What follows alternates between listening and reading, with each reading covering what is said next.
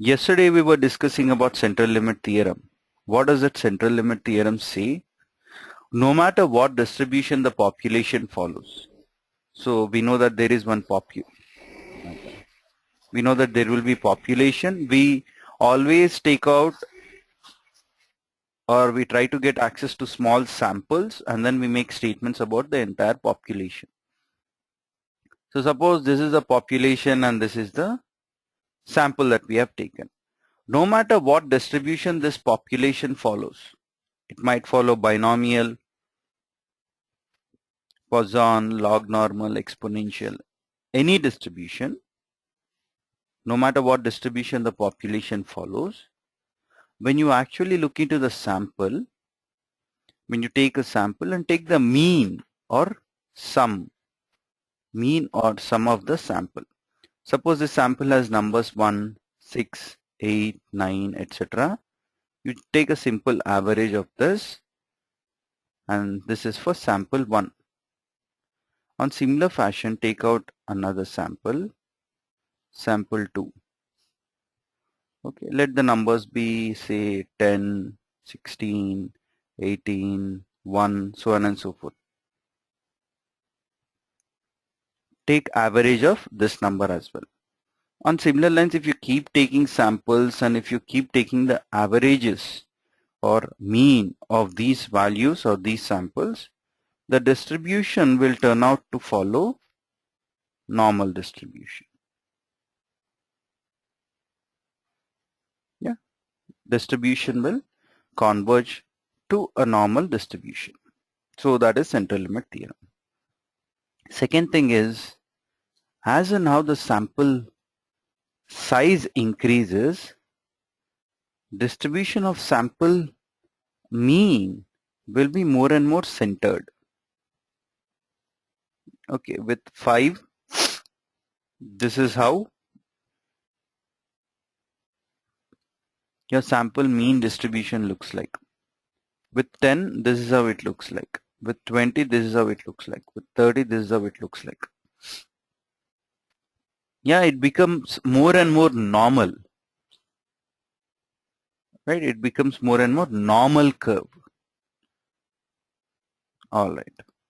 The simple thing is, more and more you increase the sample size,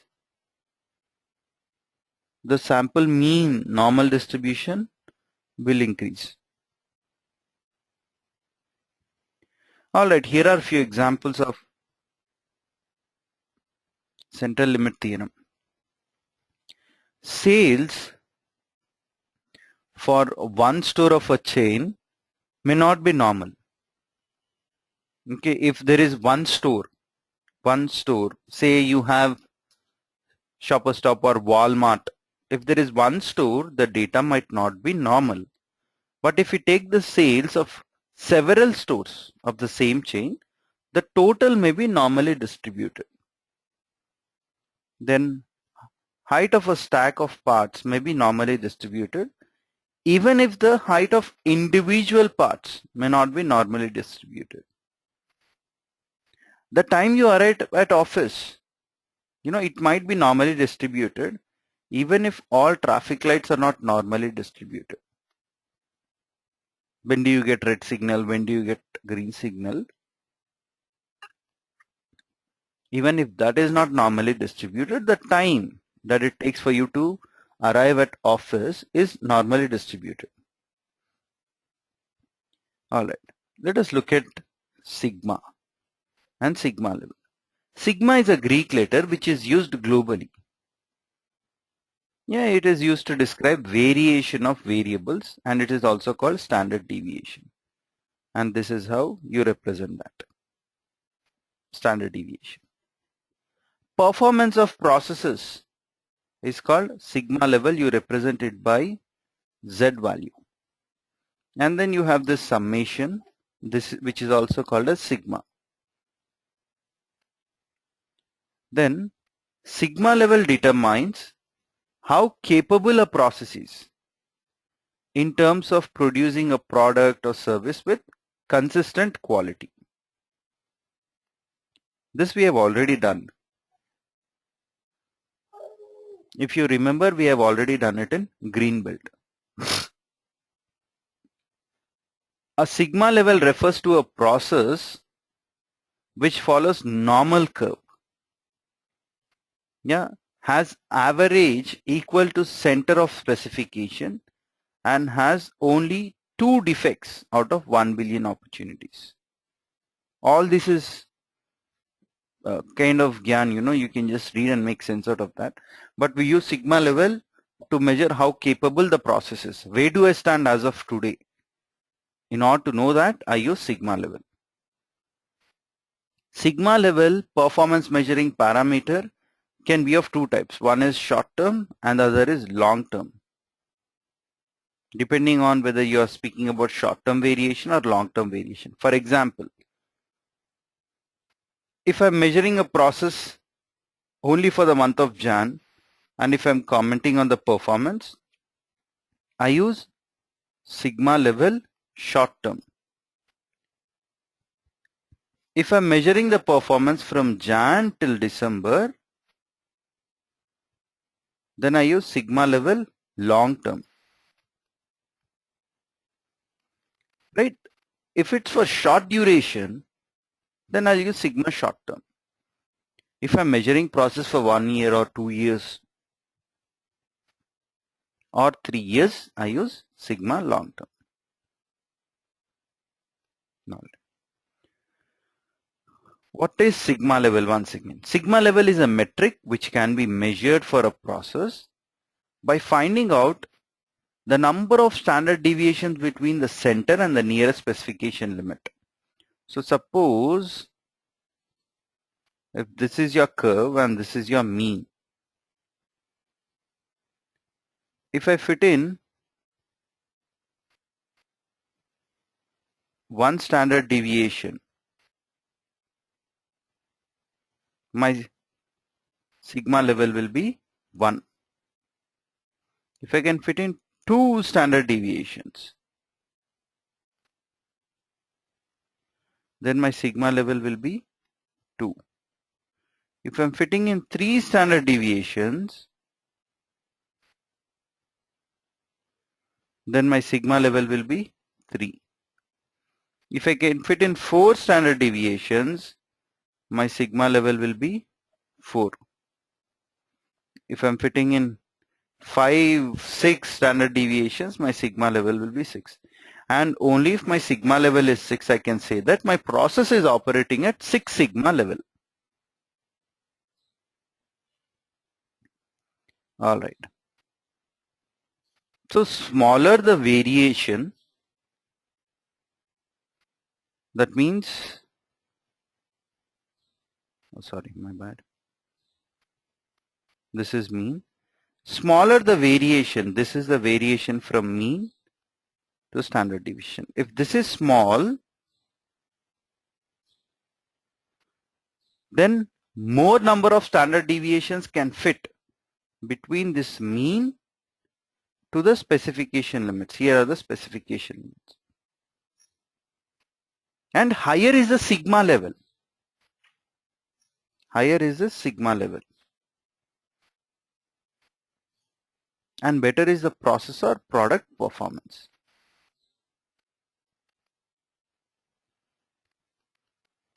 All right, let me move on. Then let us discuss about specification limits versus control limits. The value of sigma level changes if your specification limits change. For ICICI cricket ball example, we have USL and LSL.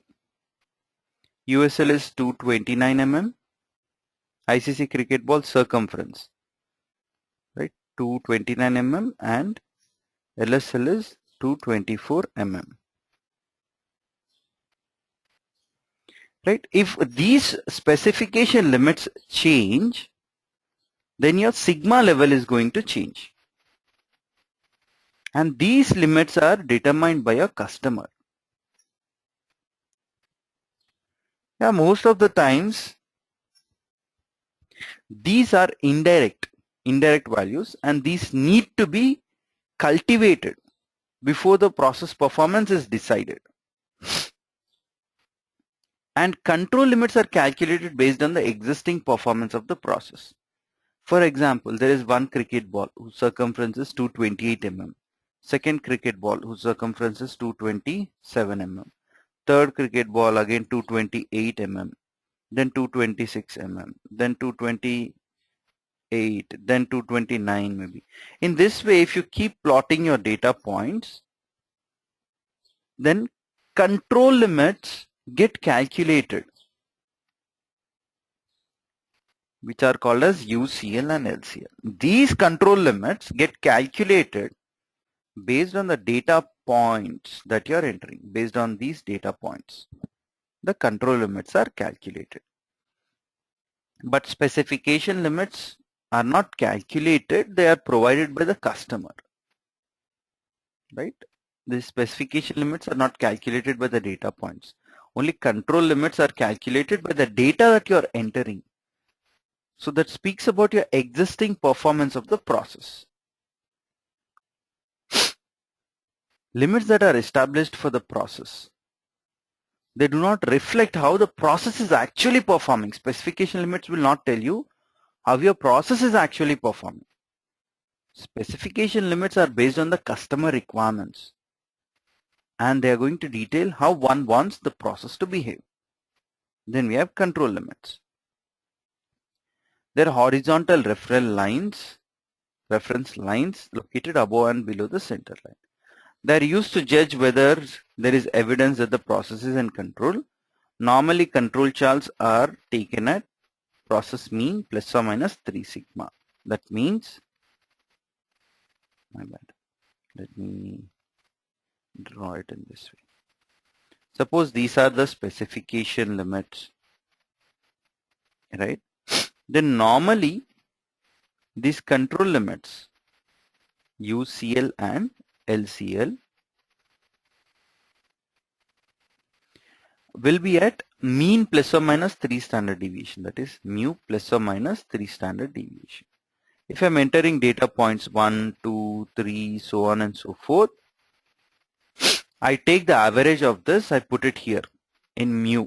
Then I take the standard deviation of these data points and I calculate standard deviation. Then once I calculate this, my upper specification limit will be mu plus 3 standard deviations, and my lower specification will be mu minus 3 standard deviation.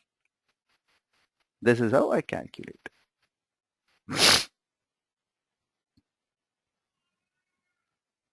And just give me a minute. There is, I think, a small correction that I need to make.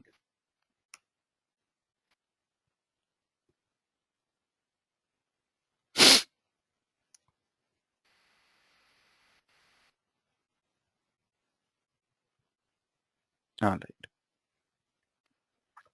Then we have this short-term and long-term performance, which I have already explained to you. Short-term performance always involves the sample data. If you are working on a sample, you always speak about short-term performance.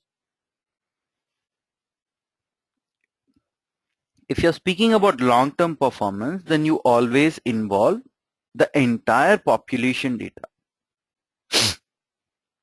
Your short-term performance includes only common cost variation. Common cost variation is variation which is inherent or which is natural part of the process. It is inherent in the process. You cannot change it. It is also called as random or uncontrolled type of variation. That is all about common cost, commonly occurring causes. For example, you're traveling to your office daily. Yet what a few of the common cost variations? There is traffic. There's a lot of traffic, which is usual. You cannot avoid it. That is common, right? Roads are not neat. There are a lot of potholes. So all these are common causes for us in India, right? They are common causes. Let us look at long-term performance. It includes both common cause and special cause variation. Special cause variation is unusual pattern of variability that demonstrates occurrences that are not normally part of process. For example, you are traveling to office. There's a lot of traffic. Okay, that is common cause. Roads are not neat. Common cause. There are a lot of potholes. Common cause. There is an accident. Yeah, there is an accident that has happened because of which I got delayed to the office. Okay, accident, it's a special cause. They do not daily occur, right? These are special causes. These are also called as assignable cause or something that you can control. And they are non-random variation. Yeah, these are the other terms used to describe your special cause variation.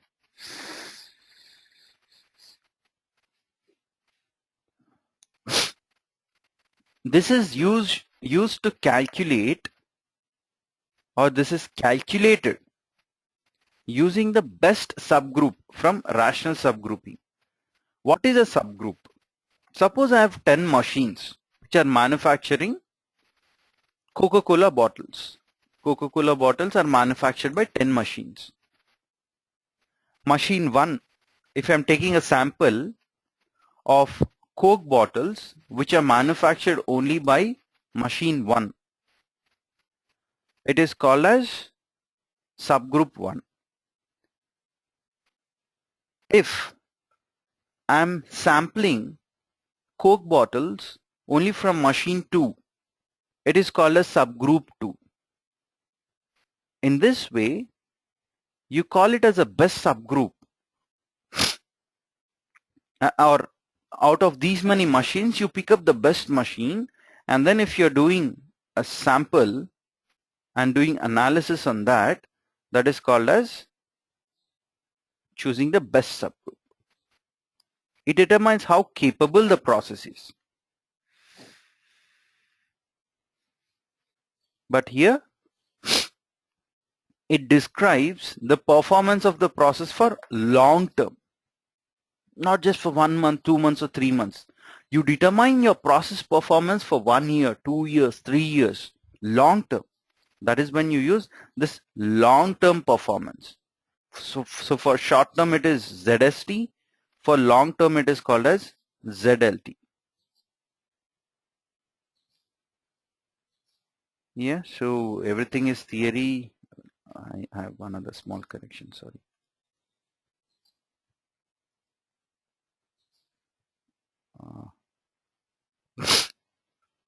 Just a minute. All right.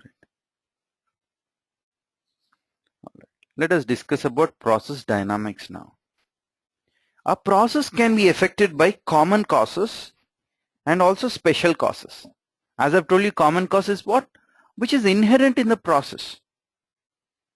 For example, if you're going to office, what are the common causes? Oh my God, there's a lot of traffic because these are office hours, right? There is a lot of pollution. Roads are not neat. There are a lot of potholes.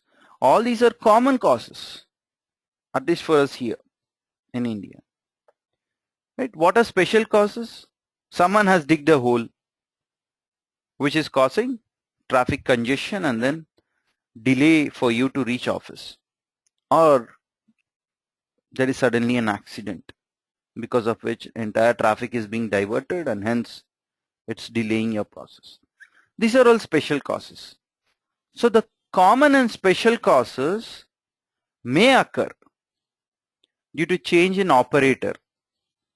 If I'm changing an operator, if suppose Anuj was operating on a machine, he left for the day and Bharani has taken over. Then I've changed the operator. Because of changing, there might be common and special causes. Right? Or a person is working in morning shift or afternoon shift or night shift, right? So that also might impact. If I'm working in morning shift, I might be more effective as opposed to working in night. Change in raw material type. If I'm changing the raw material completely, Suppose I'm using a laptop which has i7 configuration 8 GB RAM. All of a sudden I go to Core 2 Duo 1 GB RAM. My entire performance is going to take a toss. My entire performance is going to take a hit. It will go for a toss. Then change in machine of same utility. Mold change. These are all examples of manufacturing actually. So all these things will impact the change. And it's going to impact your common and special causes.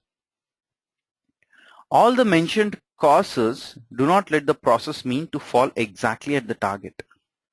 So if you have your specification limits, USL, LSL, right? Your data points will not fall exactly on the mean. Why? Because of all these common and special causes. And based on a number of experiments done and historical data, statisticians say that there is a shift in process mean by 1.5 sigma from the center of specification. That means today if I say that I have implemented 6 sigma process and my sigma level is equal to 6, that will be for short term actually. Means you have achieved 6 sigma level today. Now for how many days will you sustain it? Will you sustain it for 1 year, 2 years, 3 years? Right? Similar to our cricketers also. In short term, they will be in form. That is the time when they score tremendously. In a particular match, if you take example, that is sigma short term. If Virat Kohli is hitting a century, yeah, it's short term, right? In the long term, he cannot hit hundreds in each and every match. But how much can he score in the long term on an average is sigma long term. Long term is consistently for years together you should be scoring centuries, which is, so difficult. It is something like if you're operating at 6 sigma level short term, it is called as 3.4 defects per million opportunities. In long term, if you're operating at 6 sigma level, then you can say 2 defects per billion opportunities. That means if Virat Kohli is playing a million balls, if he's facing million cricket balls, then only 3.4 times he has to make mistakes. That means either LBW or bowled or catch behind or whatever be it. If in long term also, if he operates at 6 sigma level, then that means out of 1 billion cricket balls that he faces in international cricket or any cricket, only 2 times he should get out. Long term. Long term is always very, very difficult to achieve. Though airlines and healthcare try to achieve, that is what happens. Okay, these are all the special causes. Because of weather, there might be problems. Because of customer, or because of the shift that you're working in, because of supplier, lot number, machine, setup, toolware, operator experience, all these are going to impact.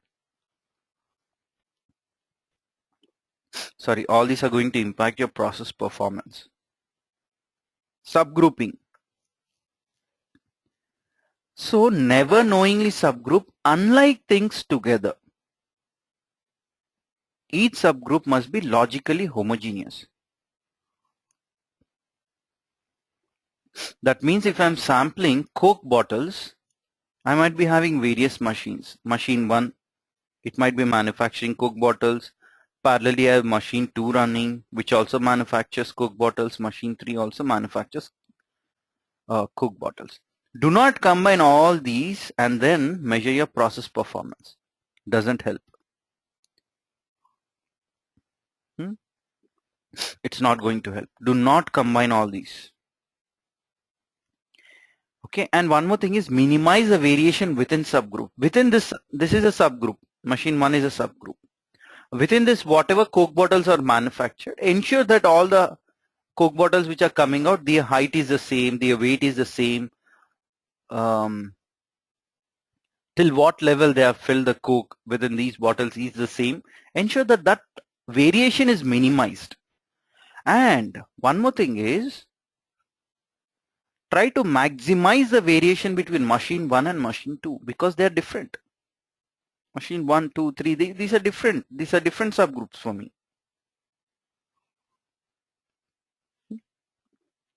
Make sure that they are different. So what does this mean? Even if you take the cricketing example, for each cricketer is a subgroup.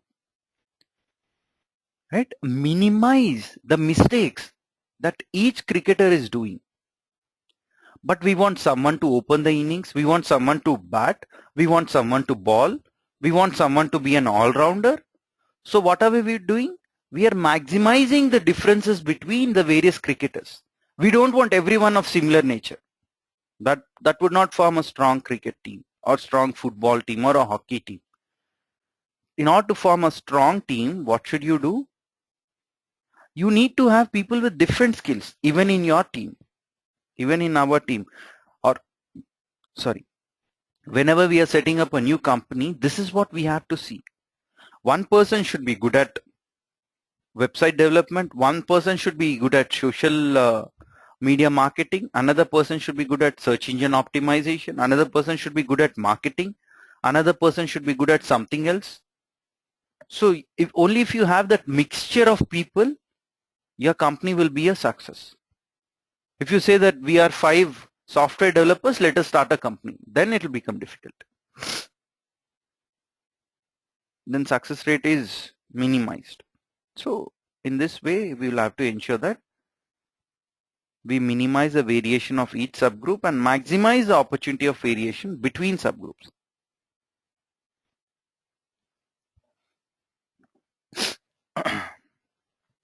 Then we have this. Treat the chart in accordance with the use of data. If single values are collected, then if I'm collecting, say, one aircraft is, if that is one data point, then that is called as one subgroup size of 1. If you're collecting single values, this is how you do. And then you establish standard sampling procedures. So if I have machine 1, it might manufacture 1 lakh Coke bottles in a day. Maybe.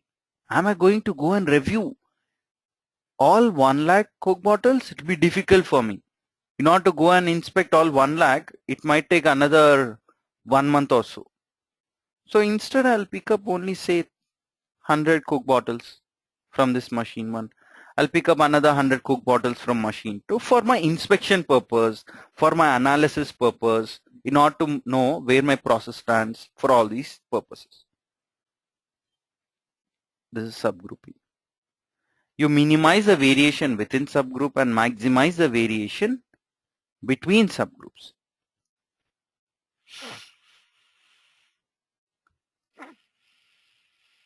From here to here, there is a significant shift.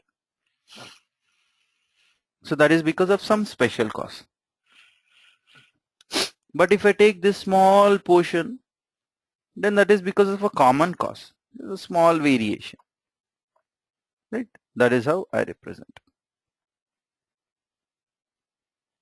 All right. Rational subgrouping helps us analyze the process from both the short-term and long-term perspective. There should be some rationale behind subgrouping. Subgroup based on your shifts, subgroup based on your operators, subgroup based on the products that you're manufacturing, or subgroup based on your shifts, machines, manufacturing, so on and so forth. There should be some rationale which will help you analyze the process both from short-term and long-term perspective. That is why you have all these things, right?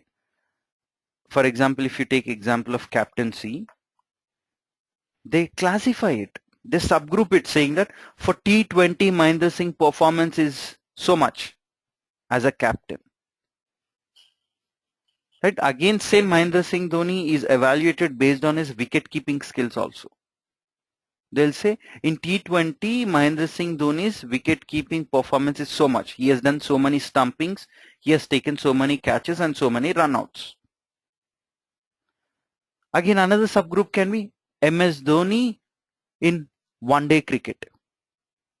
What is his performance as a captain? What is his performance as a player? What is his performance as a wicket keeper? What is his performance as a batsman? Right, and also sometimes he bowled, so what is his performance as a bowler?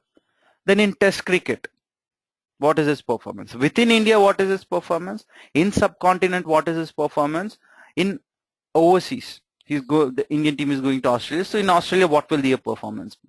So if you're going to evaluate in this way, by having some rationale, some logic behind subgrouping, then it will help you measure the performance of that person in short term as well as long term.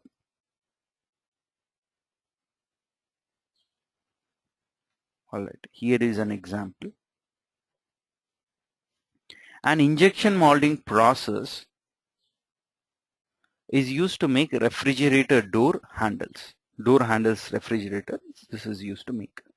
The door handle mold has 4 cavities.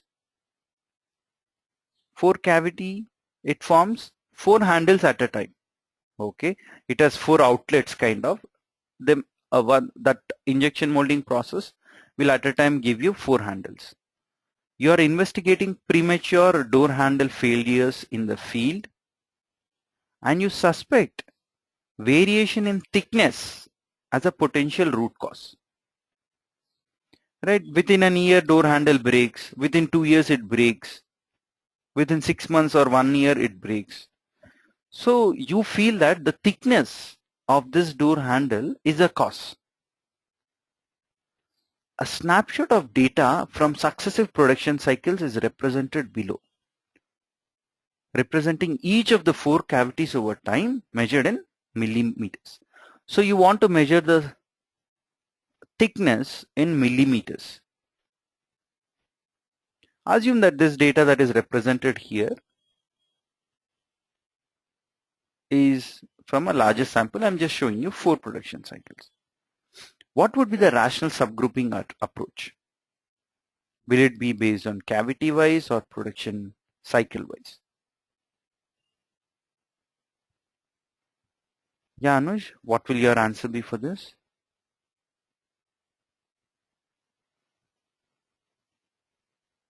Lost my voice? Hello? Yeah, yeah. You lost my voice? Yeah. So what I'm asking you is just read this statement and tell me whether you're going to subgroup based on production cycle or are you going to subgroup based on cavity. You can just read this entire paragraph and tell me. Okay.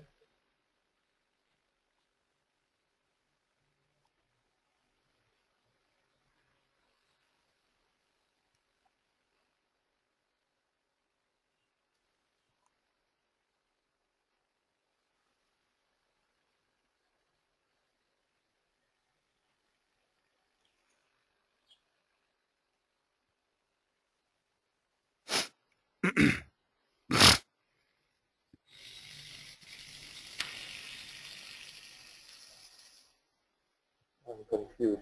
Is it cavity? Absolutely. It is cavity because that is where we see a problem. So it's cavity. You're right. Oh. Yeah, you are right on that. All right, let us move on. There's a lot of ground for us to cover, at least in terms of theoretical part. Right. Long-term standard deviation and overall process performance ZST. Potential process capability ZST. In ZST, so A, B, C, D, etc. here are manufactured from all the machines. Assume those are the Coke bottles. Labels on the Coke bottles manufactured by different machines. If I consider all the machines, all the Coke bottles that are manufactured and then check, it is going to give me long-term standard deviation, overall process performance ZLT. What do you mean by ZST? It's potential process capability. That means all the Coke bottles which are manufactured from machine A. If I'm going to group them together, it would be one subgroup. Yeah, that's going to give me one standard deviation. If I have all the other Coke bottles which are manufactured, if I'm grouping them together, it is the second subgroup. It gives me another standard deviation, so on and so forth. This is pooled short-term standard deviation. That means I'm pooling everything together. Standard deviation of 1, 2, 3, fourth machine, etc. Then I have entitlement. ZENT is nothing but Z entitlement. What does that mean? So I have 4 subgroups and I have 4 standard deviations. If I pick up the best standard deviation, which has a minimum standard deviation, then that will form my best subgroup. Yeah, so this is called as ZL.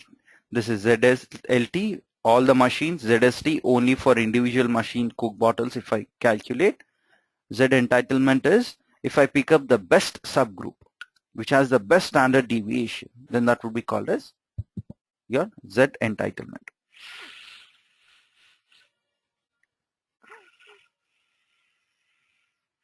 Then you need to establish the baseline. Baseline refers to present state of the process, that is, its performance before starting the improvement activities through Six Sigma. What am I doing now? I am measuring or baselining what is the current state of the process even before I do improvements.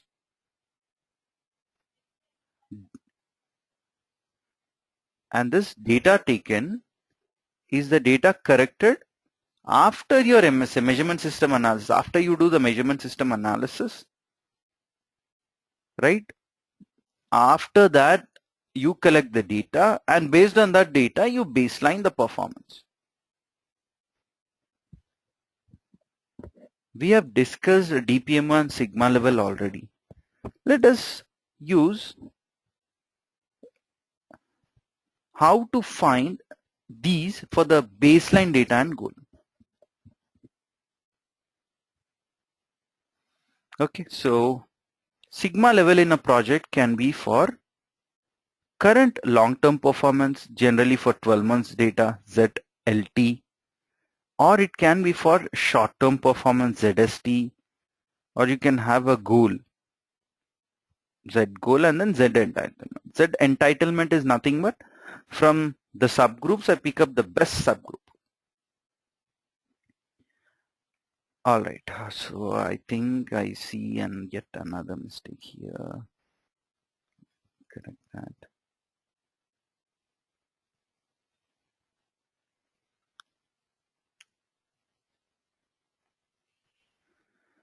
All right. Let us discuss also about process dynamics now.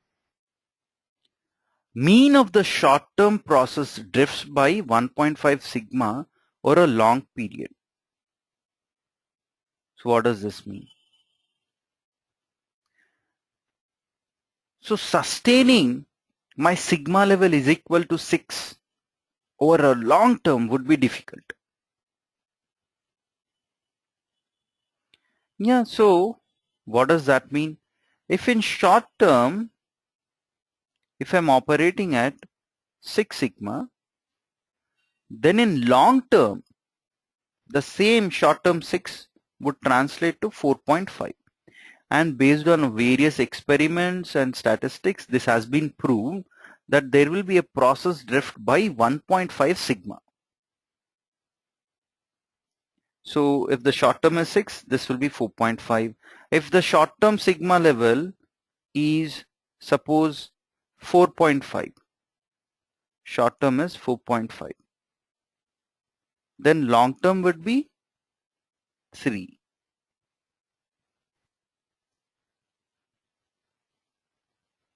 If short term is 3, then long term would be 1.5. Look at the difference, always it is 1.5. 3 to 1.5 is 1.5. So statistically, based on various experiments, our dear statisticians have confirmed that there would be a drift of 1.5%. So your performance is going to dip over a long term. In short term, achieving Six Sigma is very easy, but in long term, it would be difficult. Anuj, I see that. Okay. Do you have any doubts, Anuj? Questions? Yes, so far it's okay. All right, all right.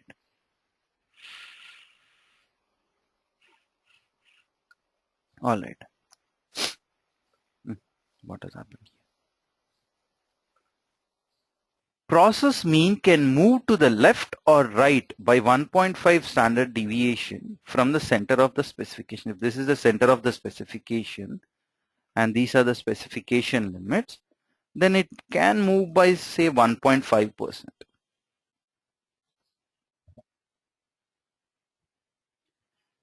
All right. Then the shortest distance from mean and closest specification limit is 4.5 sigma. If that is the case, the probability of process going out of spec is 3.4 parts per million opportunities.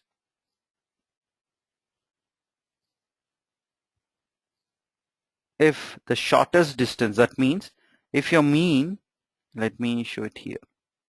This is your mean. If the mean shifts here and if your graph looks like this, and if the difference between this mean and the specification limit is 4.5 sigma, then the probability of process going out of specification is 3.4 parts per million.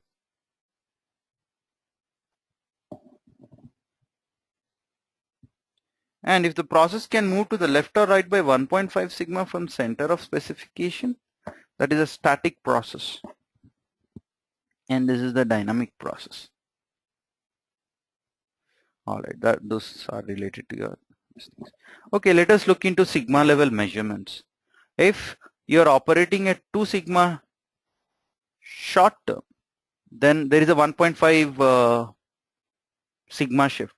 So long term will be 0.5. If you subtract short term and long term, you'll always get 1.5 sigma. Defects per million opportunities or parts per million is 3,08,537.